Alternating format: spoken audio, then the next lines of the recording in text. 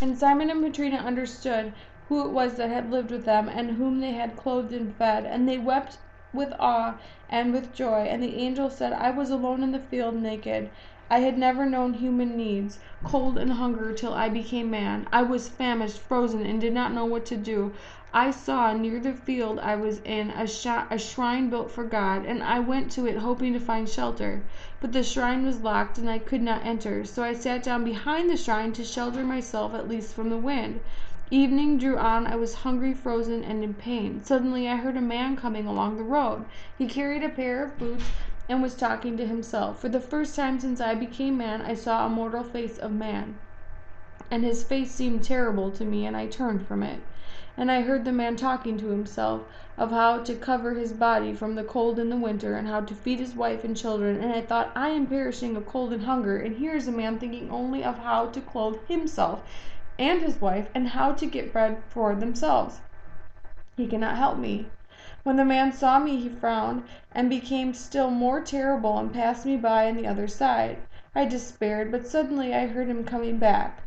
I looked up and did not recognize the same man. Before I had seen death in his face, but now he was alive, and I recognized in him the presence of God. He came up to me, clothed me, took me with him, and brought me back to his home. I entered the house. A woman came to meet us and began to speak. The woman was still more terrible than the man had been. The spirit of death came from her mouth.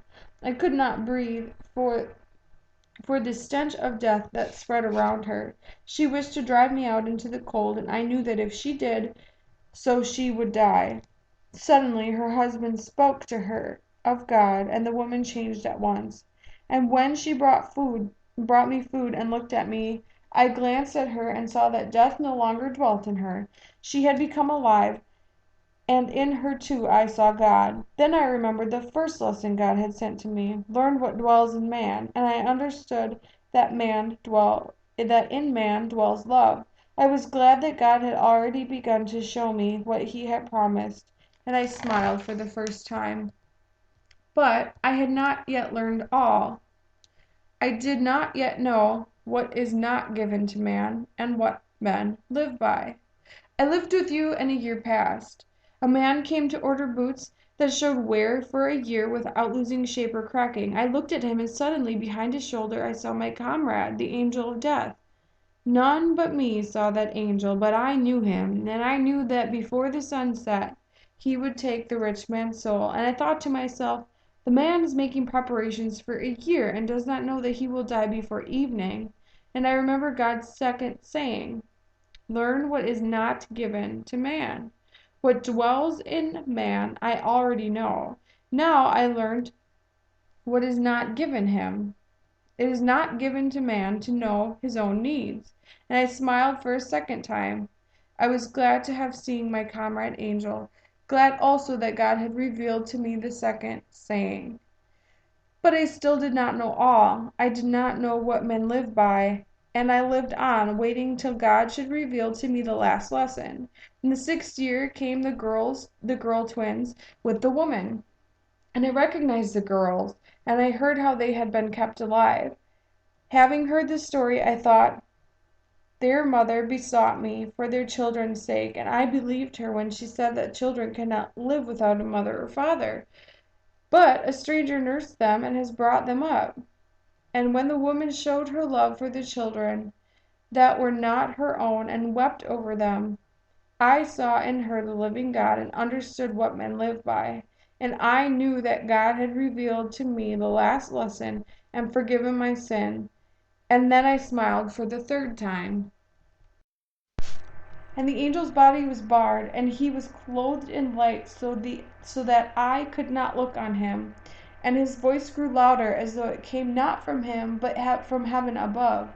And the angel said, I have learned that all men live not by care for themselves, but by love. It was not given to the mother to know what her children needed from their life, nor was it given to the rich man to know what he himself needed, nor is it given to any man to know whether, when evening comes, he will need boots for his body or slippers for his corpse. I remained alive when I was a man, not by care of myself, but because love was present in a passer-by, and because he and his wife pitied and loved me. The orphans remained alive, not because their mother's care, but because there was love in the heart of a woman, a stranger to them, who pitied and loved them. And all men live by the thought they spend on their own welfare, but because love exists in man. I knew before that God gave life to men and desires that they should live. But now I understood more than that. I understood that God does not wish men to live apart, and therefore he does not reveal to them what each one needs for himself, but he wishes them to live united, and therefore reveals to each of them what is necessary for all. I have now understood that though it seems to men that they live by care for themselves, in truth it is love alone by which they live. He who has love is in God, and God is in him, for God is love. And the angels sang praise to God, so that the hut trembled at his voice. The roof opened, and the column of fire rose from earth to heaven.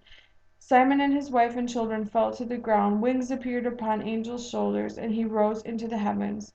And when Simon came to himself, the hut stood as before, and there was no one in the hut but his own family.